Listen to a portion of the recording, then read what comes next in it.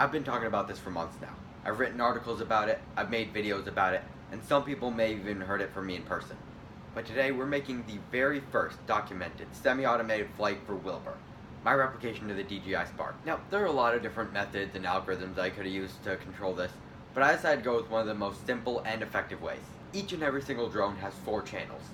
The throttle to control its motion up and down, the pitch to control the angle of its nose, the yaw to control the angle of its nose left and right, and the roll to control its tilt left and right. Now, one really common control algorithm in robotics, not just in drones, is the PID control. What a PID does is that it takes a desired state, say for example a place the robot would rather be, and creates an error value which the motors constantly try to reduce over and over and over again. It takes the proportional error, i.e. the error at that specific point in time, the integrated error, which is just every single past value of error that it's had over time, and the derivative error, which uses the integral error to predict what all possible future values of the error could be. And it applies a sigmoid function to all 3 to get the final error value that the motors and ESCs can use. In this case, what I did is that I used the camera to track a particular shade of blue. It derives 2 error values from how far any particular signature of that shade of blue is from the center of the screen in the X and Y directions.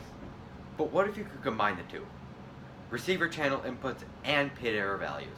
What I've done is I've mapped each individual error value to a different channel on the drone. X error value controls my throttle, my Y error value controls my yaw, and the distance from the object from the camera, which I get from measuring the pixel size, controls my pitch. Hence being able to control it by moving an object across the screen just like the DJI Spark. But that's enough of me talking. Let me show you it in action. Okay, so here we've got our full setup. We have a 45 column discharge battery, and for our main flight controller we're using our Arduino Uno just because it's specifically made to do one task over and over again, which is exactly what we're trying to do. For the camera, I decided to use a Pixie because 1, it's compatible with Arduino, 2, it's specifically made for tracking colors, which is exactly what we're trying to do right here.